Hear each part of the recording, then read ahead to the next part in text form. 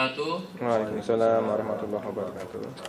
Pertama-tama marilah kita panjatkan puja dan puji syukur kita kehadirat Allah Subhanahu wa taala, karena hanya berkat rahmat-Nya lah kita bisa berkumpul di siang hari ini guna menghadiri kajian mingguan kita IDI yang insya Allah hari ini akan diisi oleh Ustadz Arman Rahman dengan tema meraih surga dengan bekerja. Kemudian salawat dan salam tak pula kita haturkan kepada Nabi Muhammad SAW yang telah membawa umatnya dari zaman kebodohan ke zaman yang terang benderang. Untuk masyarakat waktu kepada Ustaz kami silakan.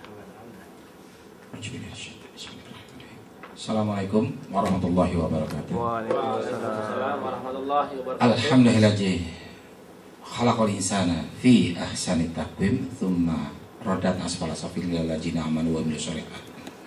Wassalatu wassalamu rasulillah sayyidina Muhammad ibn Abdillah wa sahbihi wa man amma ba'd. Alhamdulillah, syukur kita panjatkan kehadirat Allah Subhanahu wa taala. Masih Allah perkenankan kita untuk duduk di majlis ini, suatu majlis yang amat sangat mulia nilainya di sisi Allah, suatu majlis yang amat sangat dicemburui oleh para malaikat Allah, suatu majlis yang amat sangat dibangga-banggakan Allah Subhanahu wa taala. Karena itu untuk sempurnanya kita sampaikan, kita lanjutkan juga sholawat kepada kekasih Allah Nabi Muhammad SAW beserta para sahabat dan keluarganya, karena asbab daripada pengaruhan mereka kita dapat merasakan nikmat iman dan nikmat Islam. Alhamdulillah, kali ini materinya melanjutkan apa yang pernah saya sampaikan sebetulnya mungkin 2 tahun yang lalu gitu, kalau nggak salah, awal tahun 2010 gitu. Saya juga setelah ditanya Ustadzul Fakar materi apa lagi, saya bilang saya lihat dulu. Setelah saya lihat file-file saya, ternyata ada beberapa materi-materi yang belum selesai, loncat gitu. Mungkin karena ada yang materinya by request. Tapi kali ini melanjutkan apa yang pernah saya bahas, tapi saya ulang sedikit supaya lebih mudah memahami materi yang akan kita bahas pada hari ini.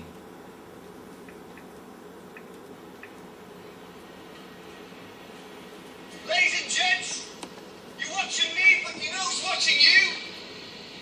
You know who's watching you every moment of the day? Inside and out, sunshine and rain. God's watching you. And he never stops. And through good times and bad, he's watching you and he's caring for you. And every acorn that falls on the ground, God sees it. Ini pernah saya sampaikan beberapa tahun 2010 dalam file saya, bahwasanya pemahaman bahwasanya Allah mendengar, Allah melihat tidak hanya difahami oleh umat Islam. Seluruh agama apa saja memahami bahwasanya Allah mendengar, Allah melihat. Begitu juga Islam. Di dalam Al-Quran berkali-kali dijelaskan Innallah wasami'ul basir, bahwasanya Allah maha mendengar lagi maha melihat.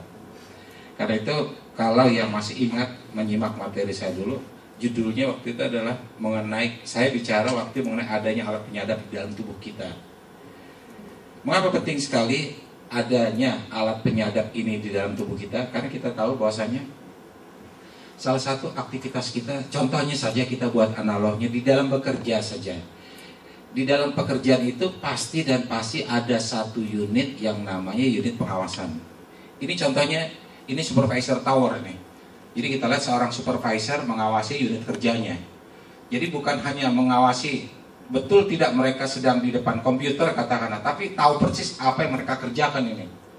Jadi kelihatannya mungkin kalau nggak pakai ini mungkin wah mereka betul di depan komputer, mungkin lagi game, lagi chatting dan lain sebagainya. Tapi dengan adanya ini kelihatan ini mereka betul tidak sedang mengerjakan pekerjaan-pekerjaan kantor. Ini disebut supervisor tower. Dan berapa biaya dikeluarkan untuk seorang supervisor? Karena itu tadi manusia kalau tidak diawasi kadang-kadang cenderung berlaku seenaknya.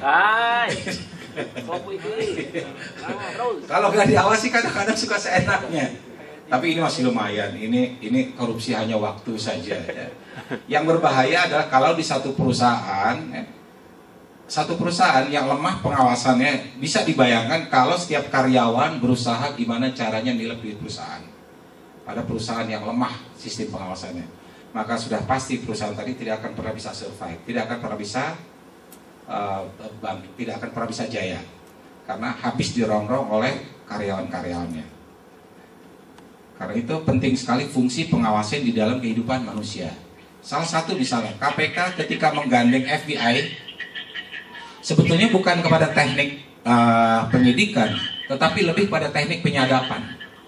Mengapa? Karena kalau tidak ditangkap bukti-bukti perbuatan atau ucapan seseorang, agak sulit membuktikan kesalahan seseorang di pengadilan manusia.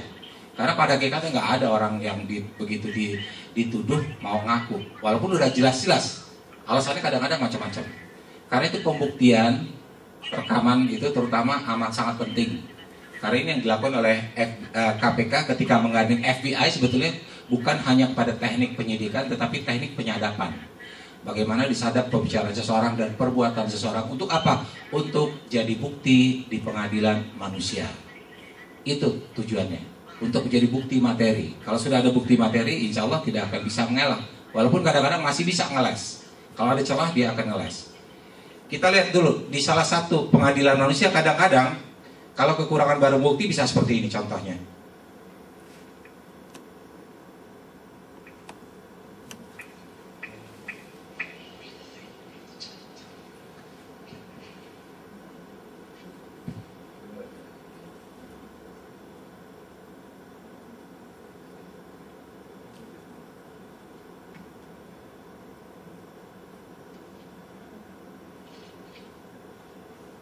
What happens if you find a woman partly with these securities been rejected? No new evidence can be submitted. So robbery. And if they had used your credit card, could have argued that. I'm sorry. Sucks.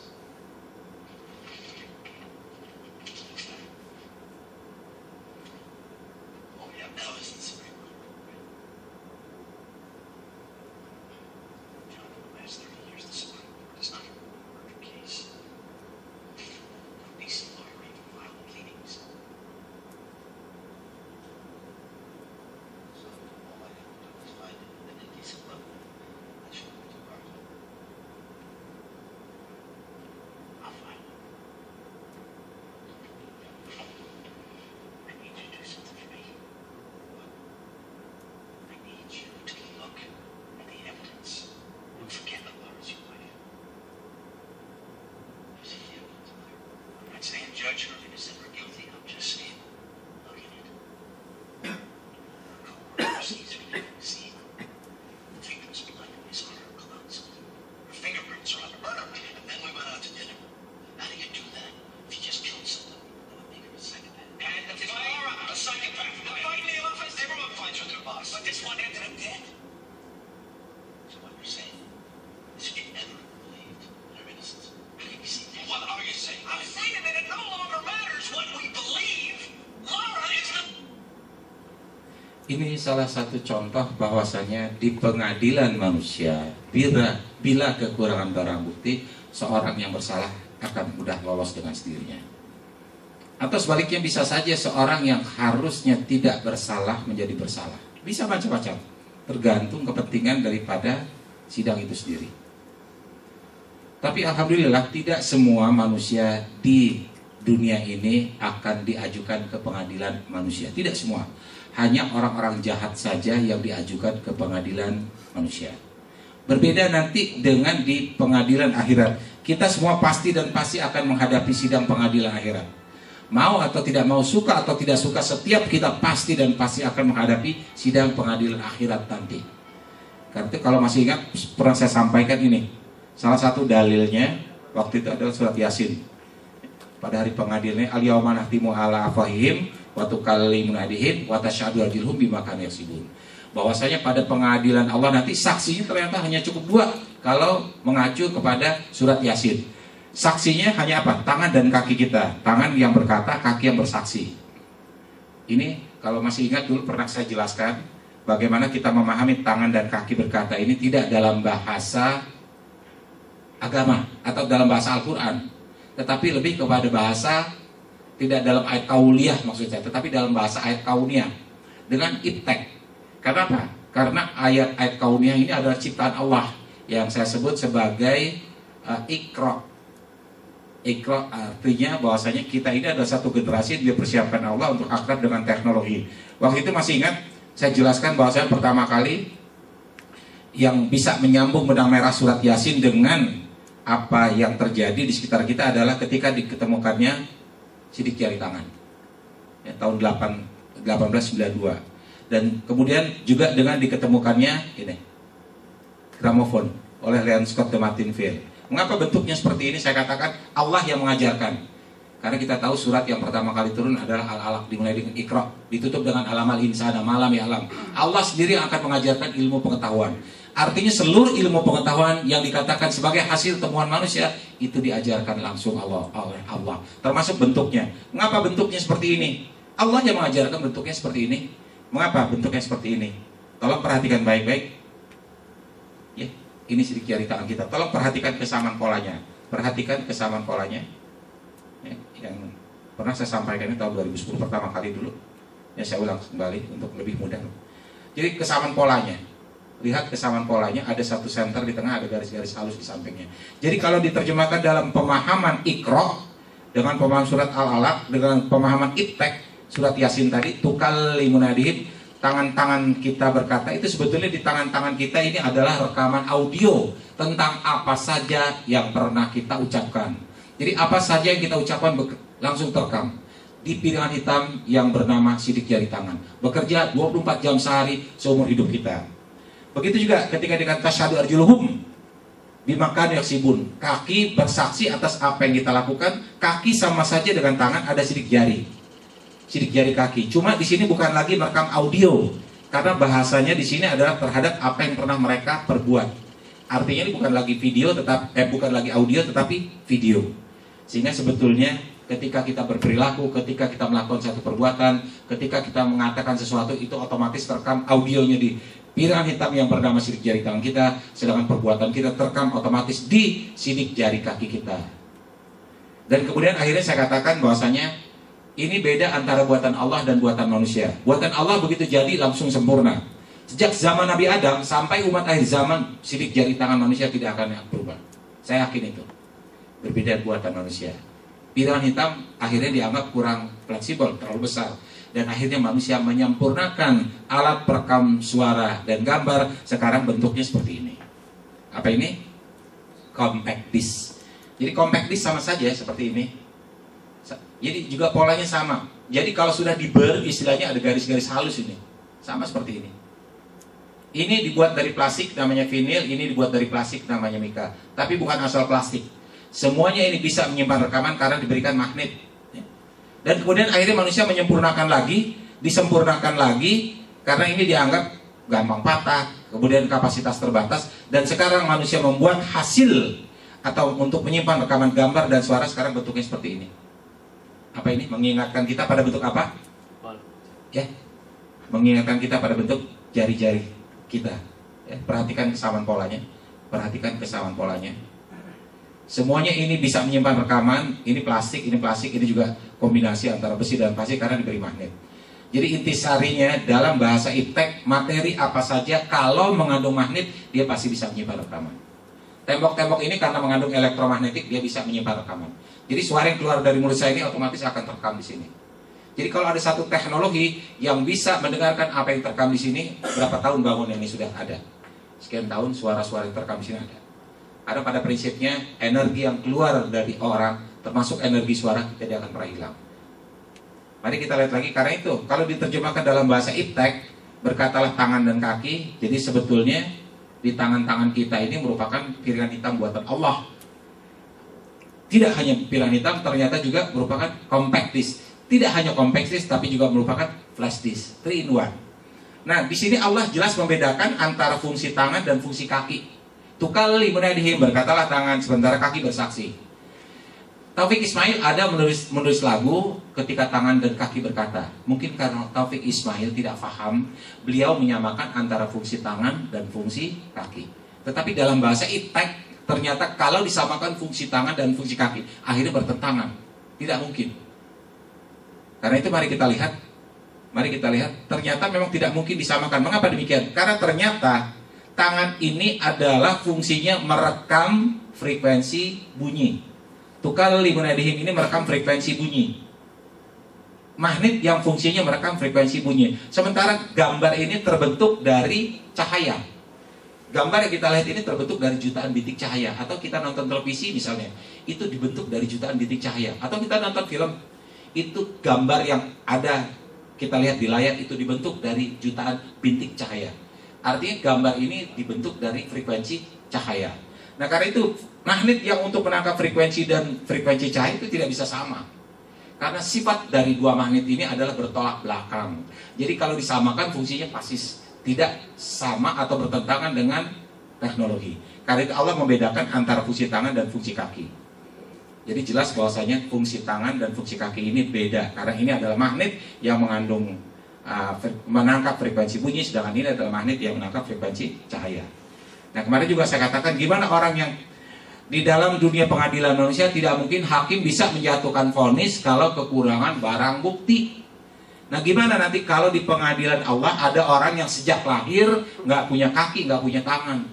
Nanti bebas, nggak ada rekamannya. Apa seperti itu? Ya tidak ya. Karena ada satu alat perekam yang saya katakan juga belum kita bahas ini. Dengan diketemukannya ini, apa ini? Ya, magnetic tape. Magnetic tape. Sekarang perhatikan mengapa bentuknya seperti ini. Mengingatkan kita pada bentuk tubuh kita apa ini? Ada yang masih ingat? Sudah saya sampaikan loh. Tahun 2010. Ada yang masih ingat? Mengingatkan kita pada bentuk apa ini magnetic tape? Langsung saja ini. Apa? Kulit. Ternyata kulit kita ini fungsinya sama seperti magnetic tape. Ini kan mengandung magnet. Ini kulit kita mengandung magnet. Tolong lihat, perhatikan. Ini salah satu referensinya. Bahwasanya kulit kita ini juga bisa menyimpan rekaman gambar maupun rekaman suara. Ya. Di sini di dalam Fusilat 20 Allah menjelaskan apabila mereka telah sampai ke neraka, pendengaran, penglihatan dan kulit memberikan kesaksian. Kita sepakat kesaksian itu visual ya, video atau gambar. Karena itu redaksi terhadap apa yang telah mereka kerjakan, bukan yang mereka katakan. Dan bagaimana Allah menjelaskan kulit merekam suara berikutnya? Fusilat 21. Wa qalu li juludihim, berkatalah mereka kepada kulit mereka, lima syahidum alaina, mengapa kamu jadi saksi terhadap kami? Qalu, berkatalah kulit audio. Jadi ternyata tidak hanya 3-in-1 tetapi 4-in-1. Ternyata ini sama seperti piringan hitam, ya compact disc, ya flash disc, ya magnetic tape. Luar biasa buatan Allah. Saya lihat di internet ini tahun 2009 Branjik mengatakan skin can hear. Dia menyelidiki bahwa ternyata kulit kita ini bisa mendengar. Wallahualam. Bukan tidak mungkin nanti suatu saat manusia juga bisa membuktikan ternyata kulit kita bisa melihat. Wallahualam. Selama ini kita kan tahu yang melihat adalah mata. Bukan tidak mungkin nanti suatu saat diketemukan bahwasanya kulit kita ini bisa melihat. Wallahualam, sekali lagi saya katakan. Nah kemudian kalau gitu, kalau berpacu dari mengacu kepada apa yang saya sampaikan, mengapa sih tato dilarang dalam Islam? Alasannya apa? Tato dilarang dalam Islam. Ada yang tahu? Karena dikatakan bahwasanya itu menyakiti diri sendiri. Perbuatan menyakiti diri sendiri ada hal yang amat sangat terlarang dalam Islam. Apa benar? Karena masalahnya sekarang orang-orang bisa loh sekarang bikin tato itu gak sakit. Udah gak sakit sekarang dengan teknologi sekarang.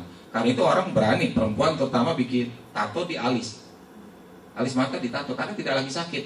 Apa itu artinya sudah dihalalkan? Kalau tato ini tidak sakit, ternyata mungkin argumentasi tadi salah. Bukan karena sakit. Mari kita lihat dulu. Di hukum federal, di hukum pengadilan kriminal Amerika, merusak barang bukti itu merupakan satu kejahatan berat yang hukumannya amat sangat berat. Jadi seseorang yang berusaha merusak barang bukti untuk di pengadilan itu merupakan satu kejahatan berat.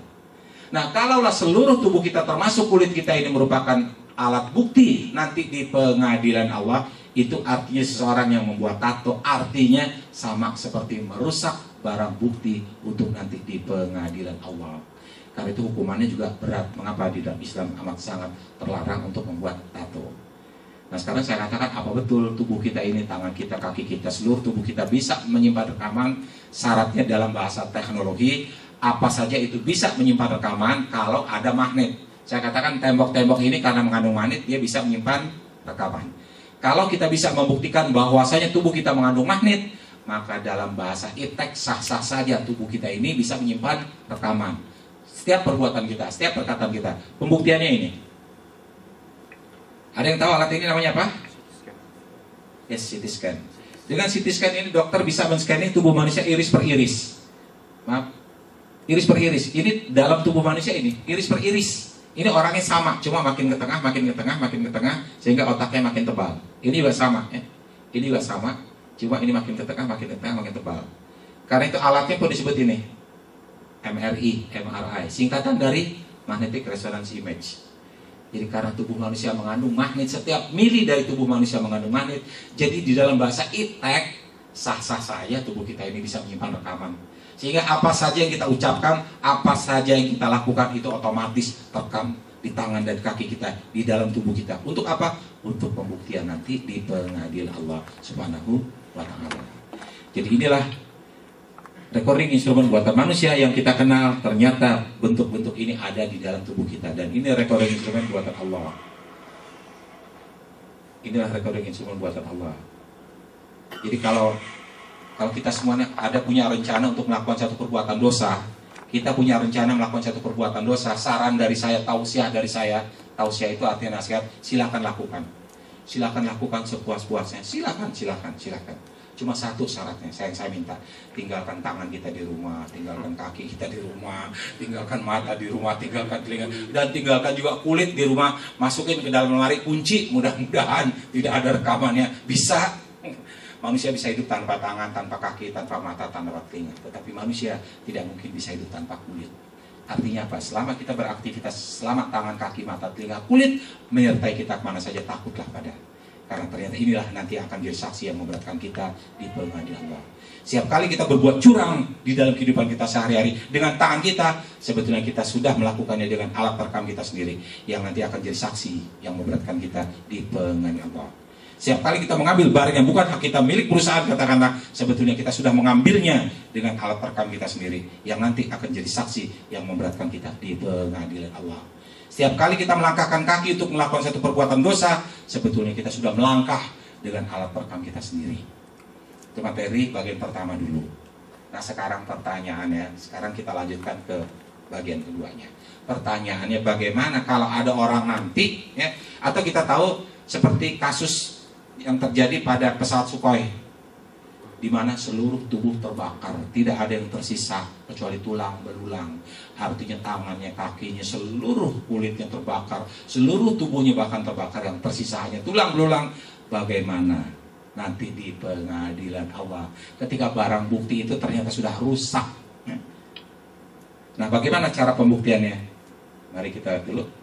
Mari kita lihat. Hakim di dalam pengadilan manusia tidak mungkin bisa menjatuhkan hukuman kalau tidak ada barang bukti. Karena itu kalau misalnya barang buktinya pistol, pistolnya dibuang. Kalau buktinya atau saksinya itu orangnya kalau perlu dibunuh supaya tidak ada saksi. Prinsipnya hakim tidak mungkin bisa menjatuhkan vonis kalau kekurangan barang bukti. Nah, bagaimana kalau nanti di pengadilan Allah barang bukti tadi rusak, baik disengaja maupun tidak?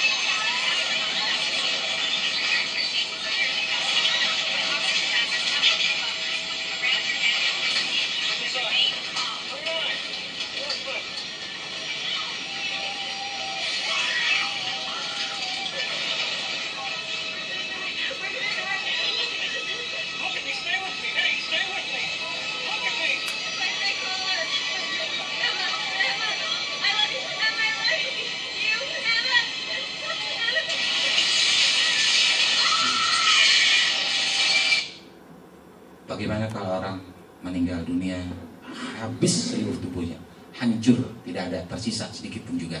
Apakah itu artinya barang bukti tadi musnah sehingga tidak bisa dijadikan satu pembuktian di dalam pengadilan Allah nanti? Mari kita lihat, ternyata di samping alat-alat perekam, alat penyadap yang ada di dalam tubuh kita, ada satu sistem lain yang fungsinya adalah merekam setiap apa saja yang kita ucapkan, yang merekam setiap apa saja yang kita lakukan. Karena itu materi kedua ini judulnya adalah perekam maha canggih di lauh mahfuz. Kalau yang pertama, penyadap maha canggih di dalam tubuh kita, ternyata ada satu sistem perekaman lain yang saya sebut sebagai perekam maha canggih di lauh mahfuz. Mari kita lihat dulu. Di dalam keyakinan Islam, seseorang yang meninggal dunia itu jasadnya setelah dimandikan, disolatkan, dikafankan, ya, dimandikan, dikafankan, disolatkan, kemudian dikubur jasadnya. Nanti setelah dikuburkan 7 langkah orang terakhir meninggalkan kuburan, maka datanglah malaikat munkar dan nakir untuk bertanya. Dimulai dengan man rabbuka, siapakah Tuhanmu? Nah sekarang yang jadi pertanyaan, mari kita lihat dulu.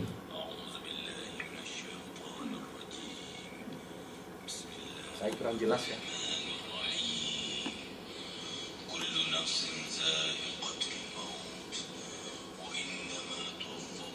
Itu sebetulnya orang yang ada di dalam kubur ini, cuma karena terang tidak ya. Ini orang yang ada dalam kubur yang sedang menangis ketika dibangkitkan lagi.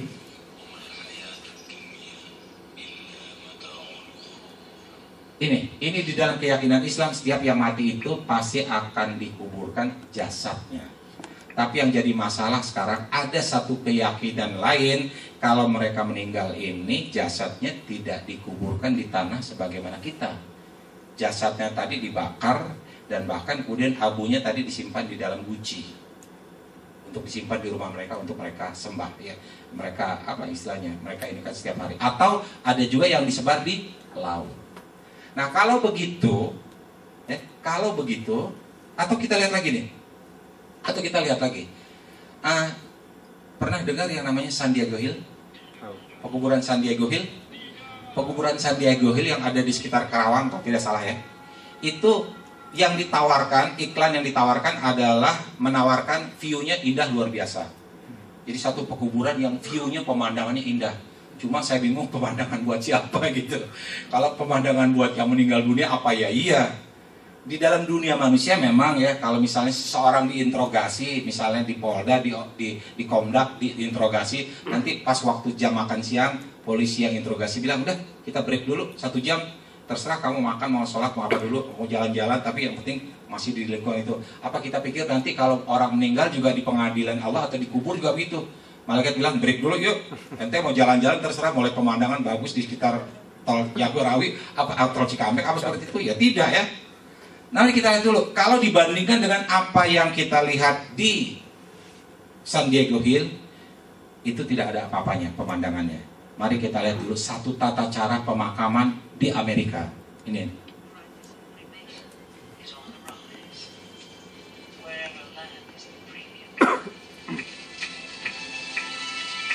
We even send our dead into space. For about the cost of a terrestrial burial, a company in Texas will load a container of ashes on a small rocket. After orbiting for several years, the ashes eventually fall into Earth's atmosphere and vaporize like a tiny shooting star. It's a fitting 21st century send-off, but would have been unthinkable in one of the greatest civilizations. Ya, dibandingkan ini apa yang terjadi di San Diego Hill nggak ada apa-apanya. Ini ternyata abu kita dimasukkan ke dalam roket mengorbit dunia ini selama sekian tahun. Itu pemandangan lebih indah loh. Kita lihat seluruh dunia. Itu Indosat di tempat saya kerja. Ini grogol kecil ya, kalau lihat dari atas itu bisa kelihatan seperti itu. Nanti setelah sekian tahun meledak, kemudian abunya tadi bertebaran di atmosfer, di udara. Apa kita pikir, terus malaikat bingung, siapa yang mau gue tanya nih, abunya bertebaran kemana-mana. Apa seperti itu? Lihat, teknologi Allah luar biasa. Allah sudah mempredik semua hal semacam itu. Tapi saya katakan, apa saja yang dilakukan oleh manusia, ilmu apa saja yang ada di dunia manusia, ini Allah ajarkan. Tujuannya apa? Untuk pembelajaran bagi kita. Nah sekarang kita lihat bagaimana di dalam teknologi manusia yang diajarkan oleh Allah, alamal insana malam ya'lam, sebagaimana surat Al-Alaq saya katakan, kita lihat di dalam dunia manusia, teknologi manusia sudah bisa mereka ulang apa yang habis terbakar. Kita lihat sekarang ilustrasinya, ada seorang penjahat yang dibuntuti oleh Interpol, cuma nggak ketangkap. Bagaimana cara menangkap orang tadi, penjahat tadi? Dengan cara membuntuti istrinya. Suatu ketika dia memberikan satu pesan melalui surat. Surat ini merupakan bukti penting bagi Interpol untuk mengetahui keberadaan buronan tadi, atau paling tidak mengetahui apa saja rencananya. Tetapi apa yang terjadi? Ternyata surat tadi dibakar, diperintahkan untuk dibakar. Supaya apa? Supaya tidak ada barang bukti. Kita lihat dulu.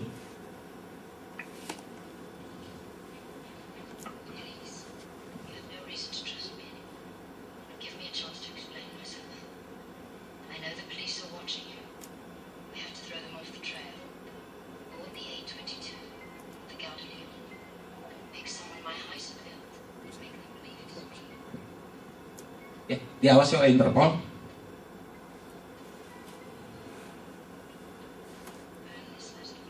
Cuma sayang, bukti penting ini diperintahkan untuk dibakar karena suaminya tahu persis ini adalah alat bukti.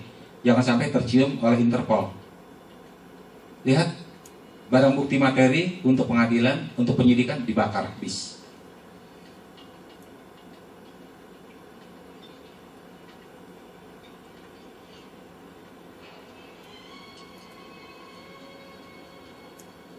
Dibakar bukti materi penting tadi.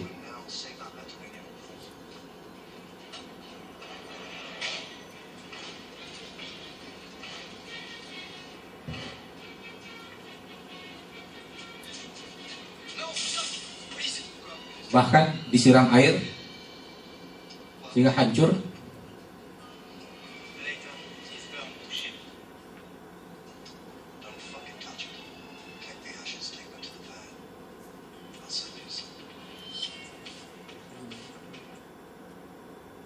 Perhatikan sekarang, teknologi manusia sekarang ternyata sudah mampu mereka ulang apa yang habis terbakar. Surat yang tadi habis terbakar ternyata bisa direka ulang dengan satu teknologi canggih. Dengan satu teknologi canggih bisa direka ulang, dibentuk kembali. Kemudian karena mudah sekali hancur, maka dibuat hard copy-nya dulu. Ya, dibuat hard copy-nya dengan bantuan komputer. Nah, kemudian disusun seperti menyusun puzzle. Disusun seperti menyusun puzzle. Dan ternyata apa yang pernah ditulis di kertas tadi itu bisa dibaca kembali dengan cara melihatnya dengan sinar ultraviolet. Jadi tulisan yang pernah ada di kertas tadi itu bisa dibaca kembali dengan tepat, dengan mempergunakan satu teknik cahaya khusus.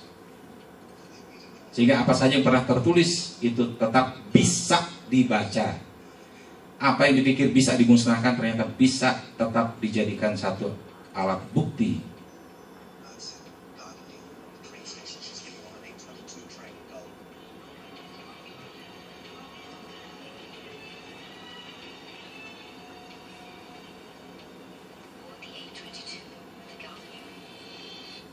Tepat. Ternyata apa yang habis dibakar di dalam teknologi manusia bisa direka ulang. Yang mengajarkan ini semua siapa? Allah. Kalau manusia mampu mereka ulang apa yang habis terbakar, apa kita pikir Allah tidak bisa mereka ulang apa yang habis dibakar? Baik terbakar karena kecelakaan maupun dibakar oleh manusia itu sendiri. Kecelakaan maksudnya dalam kecelakaan pesawat atau peristiwa kebakaran, atau yang sengaja dibakar dalam suatu peristiwa yang kita sebut sebagai kremasi. Allah mampu mereka ulang. Sebagaimana firman Allah di dalam surat Yasin 12. Inna nahnu nuhil mauta wa naktubu ma qadamu wa atharuhum wa kulla syai'in ahsayna fi imamin mubin.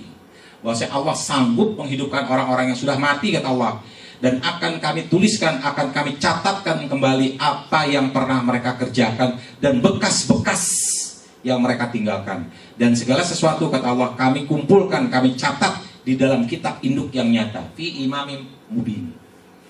Bagi kita yang bekerja di administrasi tentu tahu ada buku-buku macam-macam. Ada buku mulai dari tingkat cabang sampai dengan tingkat pusat.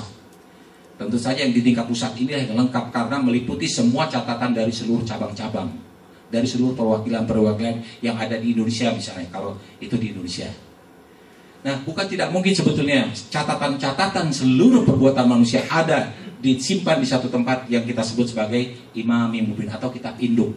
Atau kalau dalam bahasa rekaman, karena kita sedang bicara masalah rekaman, ini disebut record atau master recording. Jadi kalau misalnya seseorang membuat satu lagu, itu pasti ada master recordnya di perusahaan rekamannya. Jadi kalau misalnya nanti suatu saat lagu ini akan direka ulang, tinggal diambil dari master record, dicetak ulang lagi, di copy bisa. Bukan tidak mungkin sebetulnya itu yang terjadi. Nah kalau gitu gimana kitab induk ini? Kitab induk Imami Mubin ini sering diterjemahkan sebagai Lauh Mahfuz. Itu artinya apa? Seluruh perbuatan kita, seluruh ucapan kita itu direkam, disimpan di satu tempat yang bernama Lauh Mahfuz, atau yang disebut sebagai Imami Mubin atau master recording. Nah sekarang pertanyaannya, di mana sih letak daripada Lauh Mahfuz? Ini akan kita coba bahas Di mana sih letak dari Lauh Mahfuz? Maaf, sebelumnya saya berikan ilustrasi dulu, saya penjelasan. Di dunia atau di negara yang teknologinya maju, ternyata setiap gerak orang itu bisa diawasi, direkam. Dengan caranya dari mana? Dengan mempergunakan atau memanfaatkan kamera yang ada di mana-mana. Kamera yang ada di jalan, kamera yang ada di perempatan, kamera yang ada di toko, bahkan kamera yang ada di mesin-mesin ATM itu bisa dikoordinasikan untuk mengawasi gerak-gerik seseorang, untuk direkam, dicatat, untuk apa? Untuk pembuktian. Kita lihat dulu. Ini contohnya.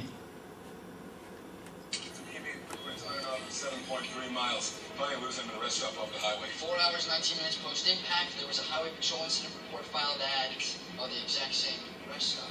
A car truck was burglarized, no signs of forced entry. Give me something better than that, Mr. Paul. Ya. Ada narapidana yang diikuti gerak-geriknya oleh FBI dengan cara apa? Mengikuti setiap aktivitasnya dari kamera-kamera yang ada di mana-mana. Kamera yang ada di jalan. Ya, bisa direkam untuk diteliti ulang, untuk dijadikan bukti, untuk disidik.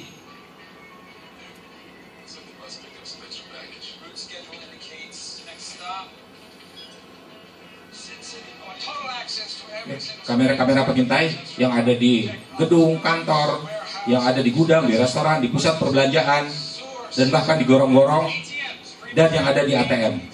Itu ternyata bisa dimanfaatkan untuk memonitor, memantau gerakan seseorang, mencatat gerakan seseorang, merekam gerakan seseorang, merekam aktivitas seseorang.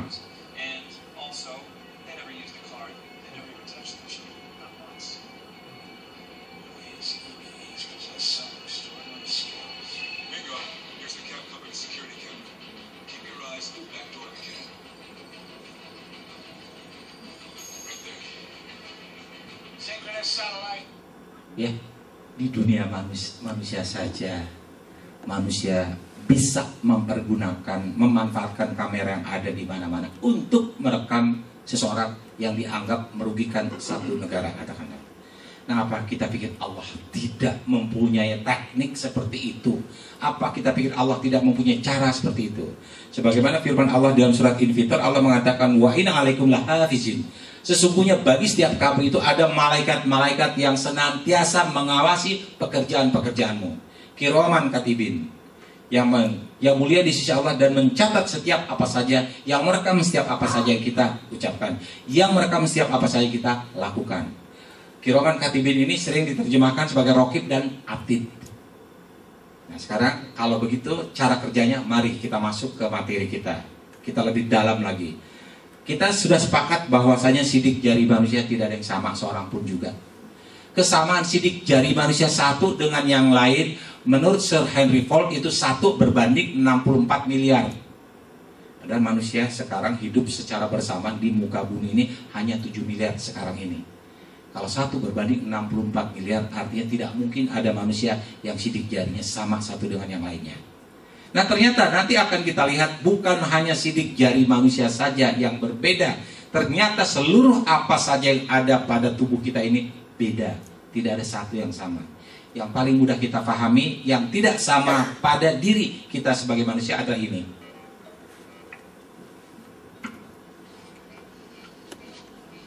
So 2 reasons why the human face is important. First, it means we've got our sight and our hearing right at the top of our bodies, ear, smell, and taste, which is a very good plan. And it's equally important because our face is nature's name tag. In other words, it's this particular arrangement of features that tells you that I'm me and not Michael Palin. And also, it tells you that I'm Northern European and not Polynesian or Asian or African.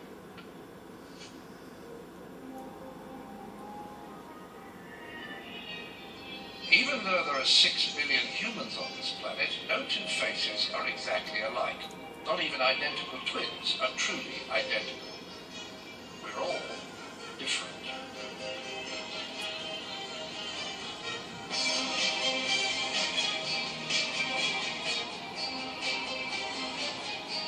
Ini yang paling sederhana. Tidak ada seorang pun di dunia ini yang wajahnya sama meskipun kembar identik. Padahal kalau kita lihat apa sih kombinasi wajah? Kombinasi wajah itu cuma 3 loh yang bisa merubah, yang bisa membuat seorang jadi berubah. Cuma mata, hidung, dan mulut, itu saja kok.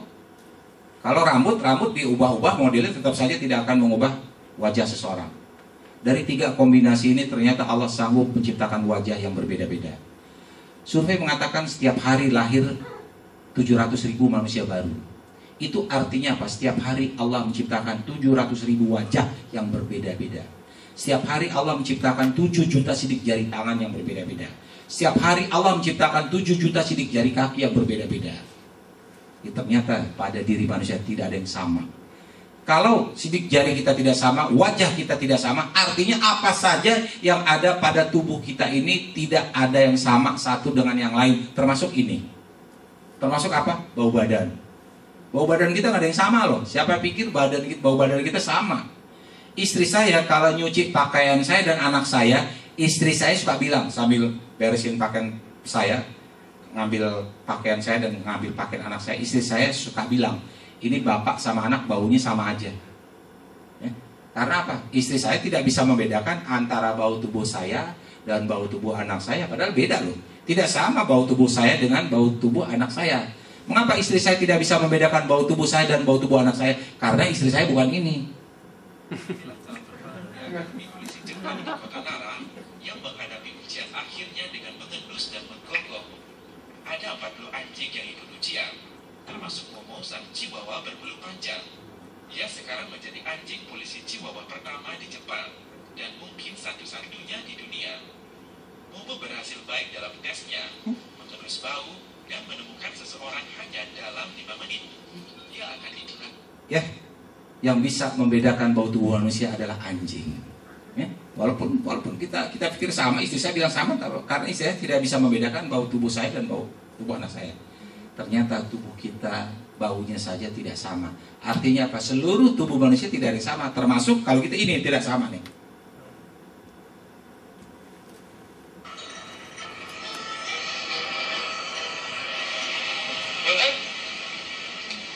Bisa saya bantu? Iya, Kang. Ini Kang dari bunga buat perempuan yang masih hidup. Bunganya? Orangnya. Oh, orangnya. Orangnya seperti apa? Orangnya tuh tinggi ya, lumayan cantik, putih, umur 20, asal dari Sumedang. Kalau dari Sumedang, iya. Sifatnya seperti apa, Mas? Oh, sifatnya tuh penyayang, tapi juga marah. Penyabar, tapi juga nggak sabaran. Oh, kalau begitu, kalau tidak Lili, kembang sepatu atau mawar, Mas? Kalau gitu mah Lili. Maaf aja, Lili sudah habis. Aduh, minggu-minggu sekarang ini banyak wanita ini yang marah-marah, tidak tahu kenapa ini. Kalau kembang sepatu kalau gitu.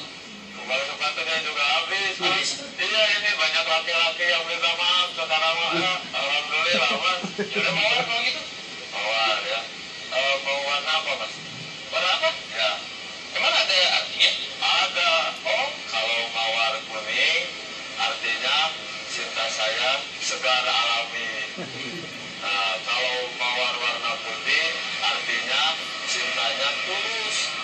Nah, kalau warna merah artinya cintanya kupu-kupu, Mas. Merah, Kang. Oh gitu. Merahnya habis. Ya udah langsung kuning.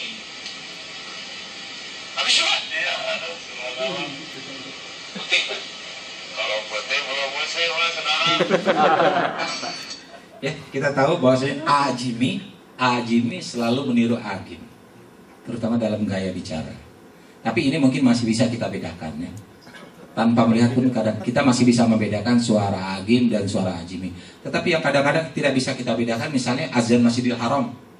Azan Masjidil Haram kadang-kadang kita tidak bisa bedakan kalau kita tidak melihat orangnya, mana yang asli, mana yang bukan.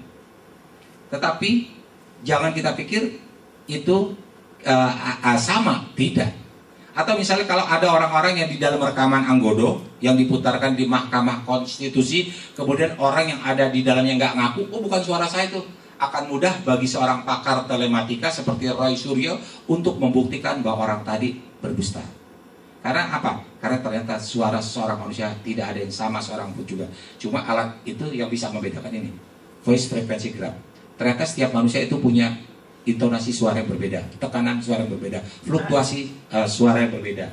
Karena itu manusia tidak akan pernah bisa ada yang sama sidik suaranya. Karena itu kita sekarang paham bahwasanya bukan hanya sidik jari, bukan hanya wajah, bukan hanya bau, bahkan suara kita pun tidak ada yang sama seorang pun juga. Mari kita lihat lagi. Mari kita lihat. Mari kita lihat. Suara yang keluar dari kita itu tidak akan musnah. Dalam hukum kekekalan energi dikatakan energi dapat berubah dari satu bentuk ke bentuk yang lain, tetapi tidak bisa diciptakan atau dimusnahkan. Karena itu saya katakan suara yang keluar dari mulut kita ini tidak akan pernah hilang. Itu ada. Karena itu para pakar audio berpendapat suara orang-orang terdahulu itu tetap ada di udara ini berseliweran. Karena itu mereka berpikir ingin menemukan satu cara, alat untuk bisa menangkap suara-suara yang berseliweran di udara. Sehingga kalau memang teknologi itu nanti ada, mungkin suatu saat kita akan bisa mendengarkan suara Napoleon misalnya, sedang memberikan pidato di depan anak buahnya, atau suara Hitler memberikan pidato di depan anak buahnya, atau suara Bung Tomo barangkali ketika memberikan semangat pada 10 November 1945, atau mungkin kita bisa mendengarkan tausiah Rasulullah pada waktu Haji Wada kalau teknologi bisa menangkap suara-suara berseliweran ini terwujud. Karena pada hakikatnya suara manusia ternyata tidak ada yang bisa dimusnahkan. Dan jangan kita pikir suara yang keluar dari mulut kita saja. Ternyata suara yang terbetik dari kolbu kita itu pun sudah ada frekuensi suaranya. Jadi frekuensi suara sudah ada, frekuensi bunyi walaupun itu keluar dari kolbu kita. Jadi misalnya ada tetangga lewat, kita nggak senang, tetangga lewat kita cuma mulut kita aja. Terekam. Walaupun tidak ada suara yang keluar dari mulut kita, tetapi pada hakikatnya kolbu kita, ketika kolbu kita ngomong itu frekuensinya sudah ada, sudah diproduksi frekuensi bunyi. Cuma memang tidak bisa didengar oleh telinga kita, karena telinga kita hanya bisa menangkap satu frekuensi antara 20 Hz sampai 20 kHz. Di bawah itu atau di atas itu tidak bisa kita tangkap. Itu artinya apa? Suara kolbu kita ini frekuensinya pastilah di bawah 20 Hz dan di atas 20 kHz. Sayang sekali karena keterbatasan waktu, jadi saya break dulu sampai di sini untuk mudah-mudahan nanti kita sambung pada kesempatan berikutnya. Masih ada waktu 5 menit barangkali yang bisa dipergunakan untuk bertanya. Barangkali ada hal-hal yang hendak ditanyakan sesuai dengan materi kali ini. Prinsipnya bahwasanya di break sampai bahwasanya suara kita kolbu ini ternyata ketika kita bicara itu sudah mengeluarkan frekuensi bunyi, dan itu pun sudah tercatat, terekam otomatis. Untuk apa? Untuk jadi pembuktian di pengadilan Allah kelak. Saya akhiri sampai di sini materi bagian pertama ini tentang adanya alat perekam yang maha canggih di dalam tubuh kita. Mudah-mudahan bisa disambung pada kesempatan lain sampai tuntas, sehingga pemahaman kita bahwa ternyata kita ini senantiasa diawasi. Karena itu bekerjalah dengan baik. Karena pada hakikatnya pernah saya sampaikan juga, bekerja ini merupakan satu ibadah kita pada Allah Subhanahu wa taala. Kerja ini merupakan jihad kita pada Allah Subhanahu wa taala. Mudah-mudahan dengan kita merasa diawasi oleh Allah Subhanahu wa taala melalui organ tubuh kita sendiri dan melalui alat-alat perekam yang ada di sekitar kita, mudah-mudahan kita bisa bekerja dengan lebih baik, bekerja dengan jujur. Karena pada hakikatnya inilah nanti harus kita pertanggungjawabkan di hadapan Allah Subhanahu wa taala. Karena di dalam konsep Islam, bekerja itu adalah ibadah kita. Ibadah tidak hanya kepada keluarga kita, tetapi juga ibadah kepada Allah Subhanahu wa taala. Sekali lagi terima kasih atas perhatiannya. Hadaan Allah misrata mustaqim bila ittifaq bil hidayah. Wassalamualaikum warahmatullahi wabarakatuh. Ya, demikianlah ceramah singkat dari Ustadz Arman Rahman. Selanjutnya kita buka sesi tanya jawab sekitar 5 menit. Ada yang mau bertanya?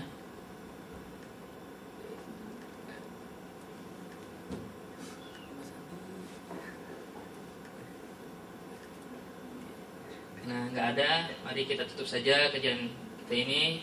Baca alhamdulillahirabbil istighfar, kemudian kita akhiri dengan doa kafaratul majelis. Subhanakallahumma wa bihamdika asyhadu an la ilaha illa anta astaghfiruka wa atubu ilaik.